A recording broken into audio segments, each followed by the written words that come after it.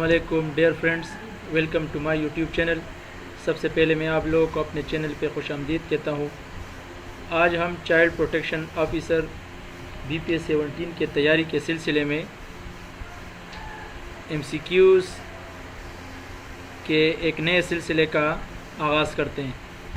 इससे पहले हमने MCQs का एक वीडियो अपलोड कराया था, जिसके बाद काफ़ी गैप आया दरमियान में, लेकिन इंशाल्लाह अब हम बाकायदगी से अपने तमाम MCQs जितने भी हमने एक्ट्स पढ़े थे उन तमाम की वीडियोस अपलोड कराएंगे।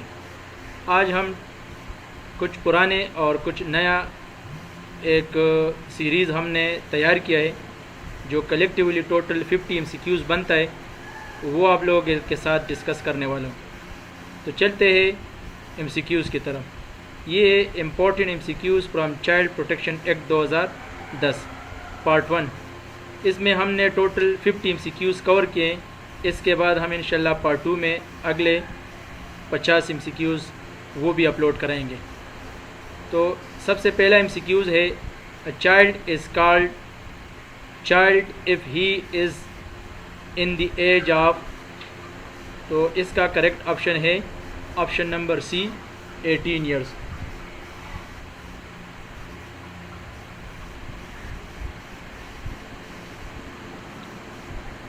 नेक्स्ट क्वेश्चन है, dash to provide for the care, protection, maintenance, welfare, training, education, rehabilitation and reintegration of children at risk in the Khyber Pakhtunkhwa. तो ये एक पूरा सेंटेंस है कि जिसका मतलब है ordinance act both A and B। तो ये पूरा सेंटेंस अगर हम पढ़ेंगे तो इसका मतलब क्या है, ये एक्ट बयान किया जाता है। तो act dash act to provide for the care, protection, maintenance, welfare, training, education, rehabilitation and reintegration of children at risk in the Khyber Pakhtunkhwa. Option number B इसका आंसर है। नेक्स्ट क्वेश्चन है, question number 3। This act may be called the Khyber Pakhtunkhwa Child Protection and Welfare Act 2010 and it shall extend to whole of the Khyber Pakhtunkhwa।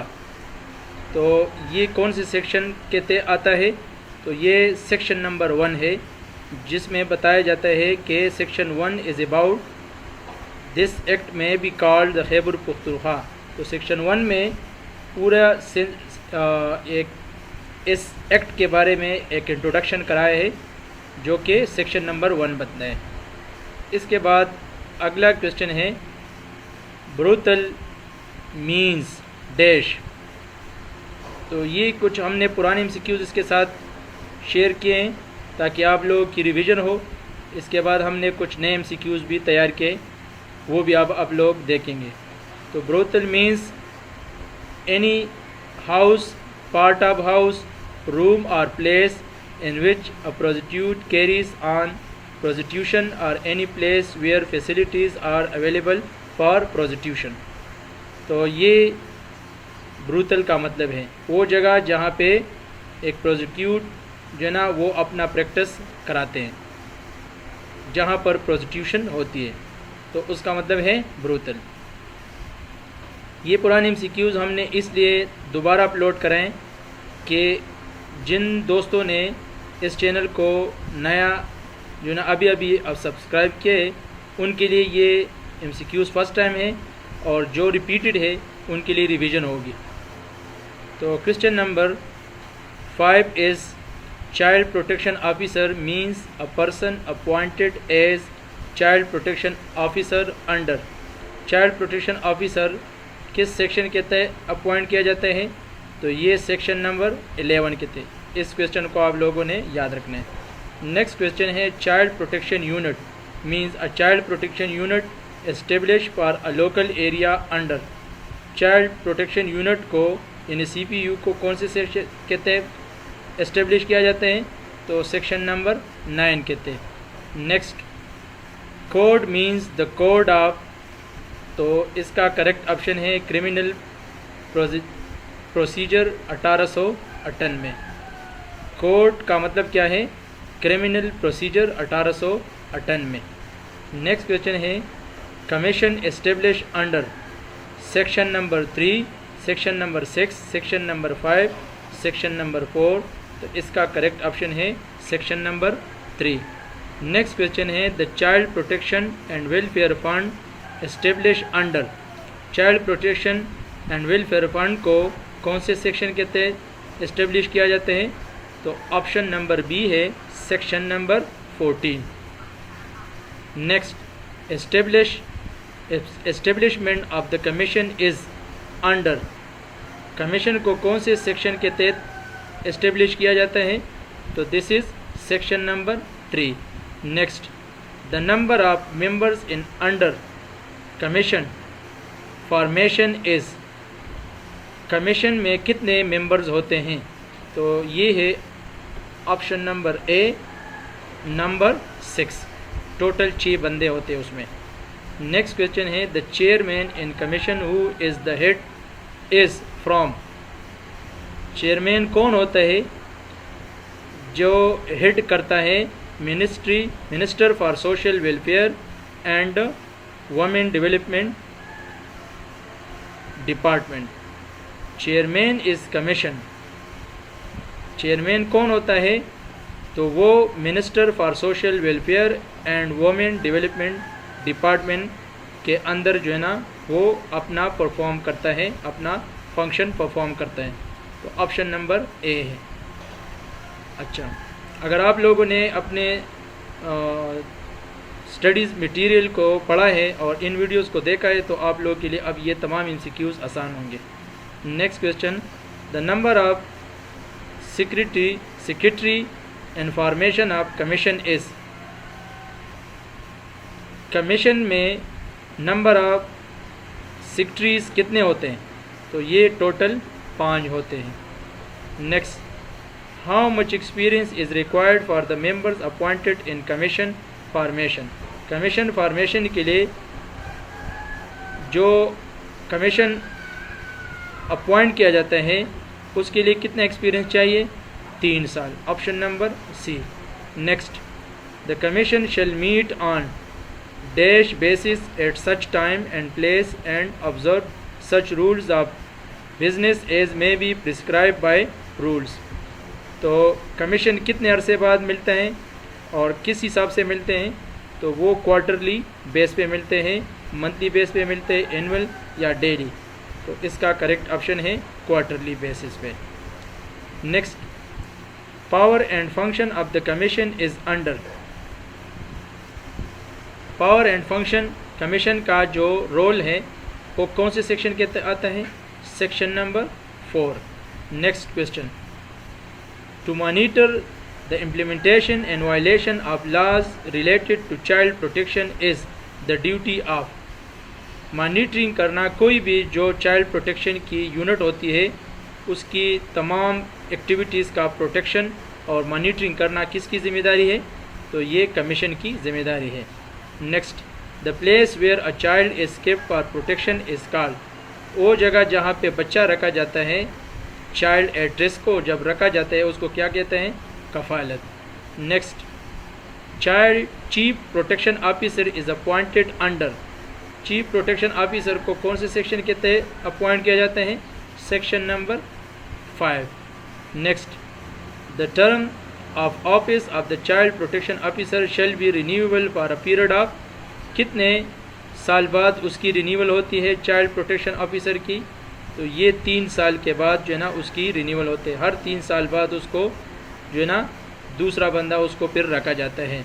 Child protection officer को जो है ना chief protection officer को फिर हटाया जाता है और दूसरा बंदा उसकी जगह आता है। Next who could be the chief executive of the secretariat of the commission. Commission secretariat के जो सेक्रेटेरिएट का कमीशन होता है उसका CEO कौन होता है? चीफ एग्जीक्यूटिव कौन होते हैं? तो ये चीफ प्रोटेक्शन ऑफिसर होते हैं। यानी जो कमीशन का जो सेक्रेटेरिएट होते हैं उसका चीफ एग्जीक्यूटिव कौन होते हैं? तो वो है chief protection officer. Next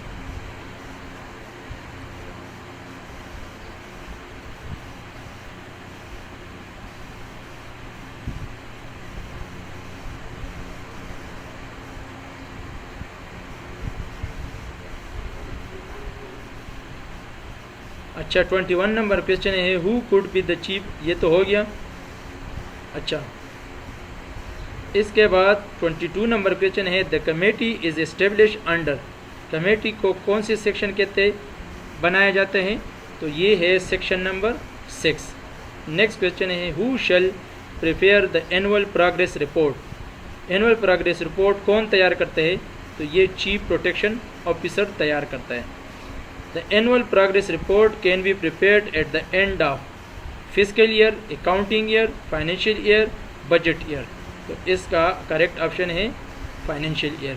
next to whom the annual progress report can be submitted, annual progress report को किसके, यानी जो एनुअल प्रोग्रेस रिपोर्ट है ये कहाँ पर जमा किया जाता है, किसको जमा किया जाता है, तो ये high court, district court, child protection institute, to all members of the commission, commission के जितने भी बंदे होते हैं उनको ये एनुअल प्रोग्रेस रिपोर्ट जमा की जाता है। Next the annual progress report is prepared under, annual progress report को कौन से सेक्शन के तहत तैयार किया जाता है, सेक्शन नंबर 7। नेक्स्ट क्वेश्चन है where the annual progress report is submitted for appraisal, कहाँ पर एनुअल प्रोग्रेस रिपोर्ट को अप्रेजल के लिए जमा किया जाता है, तो ये प्रोविजन असेंबली में जमा किया जाता है। नेक्स्ट क्वेश्चन है who shall assist to the commission, commission को कौन असिस्ट करता है, तो एग्जीक्यूटिव अथॉरिटीज़ एंड सिटीज़न, यानी कमीशन को असिस्ट करने के लिए कौन से बंदे होते हैं, एग्जीक्यूटिव अथॉरिटीज़ यानी पुलिस और सिटीज़न, ये सारे जो होते हैं वो कमीशन को असिस्ट करते हैं। नेक्स्ट क्वेश्चन है assistance to the commission is established under, commission को जो असिस्टेंट मिलता है उसको कौन से सेक्शन के तहत अपॉइंट किया जाते हैं, तो ये है section number 8, option number C. Who is responsible for all proceedings and data collection after offence declared, जब ऑफेंस डिक्लेयर किया जाता है और तमाम प्रोसीडिंग मुकम्मल किए जाते हैं तो इसके लिए कौन रिस्पॉन्सिबल होते हैं, तो ये है प्रोविज़न ऑफिसर, ये प्रोविज़न ऑफिसर की जिम्मेदारी है जो जितना भी डेटा होते हैं वो उसको कलेक्ट करता है। चाइल्ड प्रोटेक्शन के हवाले से जितना भी डेटा कलेक्शन का काम है ये किसकी जिम्मेदारी है, प्रोविज़न ऑफिसर की जिम्मेदारी है। नेक्स्ट क्वेश्चन है members of the commission other than ex officio members shall hold office for a period of dash and may serve on the commission for more than 2 consecutive terms, यानी इस sentence को लिया गया है कि commission के जो मेंबर्स होते हैं वो कितने, या इसके अलावा जो एक्स ऑफिशियल होते हैं वो कितने अरसे के लिए अपने ऑफिस को मेंटेन करता है, तो ये 3 साल के लिए, यानी option number A. Next question है the commission shall meet normally, commission कितने अरसे बाद मिलता है, एनुअल बेस पे मिलता है, सेमी एनुअली, एनुअल बेस पे या क्वार्टर बेस पे, तो ये कमीशन जो अपना मीटिंग करता है तो ये क्वार्टरली बेस पे वो मिलते हैं और अपना रिपोर्ट डिस्कस करते हैं। नेक्स्ट क्वेश्चन है power and function of the commission work under, power और फंक्शन किस सेक्शन के तहत काम करते हैं, कमीशन का जो पावर होता है और जो फंक्शन होते हैं वो कौन से सेक्शन के तहत काम किया जाता है, ये सेक्शन नंबर 4 के तहत काम करता है। 33 to implement policies for the prevention, protection, rehabilitation and reintegration of the children at risk is the responsibility of the dash, यानी इम्प्लीमेंटेशन, पॉलिसीज़ की इम्प्लीमेंटेशन करना, प्रोटेक्शन करना, रिहेबिलिटेशन करना, रीइंटीग्रेशन करना, जो चिल्ड्रन एट रिस्क होते हैं ये तमाम किसकी ज़िम्मेदारी है, ये JJSA की ज़िम्मेदारी है, जुवेनाइल जस्टिस सिस्टम एक्ट के, या हाई कोर्ट की ज़िम्मेदारी है, सुप्रीम कोर्ट, तो ये कमीशन की ज़िम्मेदारी है। नेक्स्ट कफालत where children at risk are living is establish by, कफालत जहाँ पर बच्चे एट रिस्क रहते हैं ये कौन इस्टेब्लिश करता है, तो ये कमीशन की ज़िम्मेदारी है, ये कमीशन इसको इस्टेब्लिश करता है। नेक्स्ट कफालत where children at risk are living is establish under, कफालत को कौन से सेक्शन के तहत जो है ना वो बनाया जाता है, तो ये सेक्शन नंबर 4 के तहत बनाता है। Chief protection officer is appointed under, chief protection officer को कौन से सेक्शन के तहत अपॉइंट किया जाता है, तो ये सेक्शन नंबर 5 के तहत उसको अपॉइंट किया जाता है। 37 number, on whose recommendation the chief protection officer can be appointed by the government. Government जब चीफ प्रोटेक्शन ऑफिसर को अपॉइंट करता है तो किसके रिकमेंडेशन पे उसको अपॉइंट किया जाता है? तो ये कमीशन जब उसको रिकमेंड करता है तो फिर उसको चीफ प्रोटेक्शन ऑफिसर उसको जो है ना उसको रखा जाता है या अपॉइंट किया जाता है। नेक्स्ट,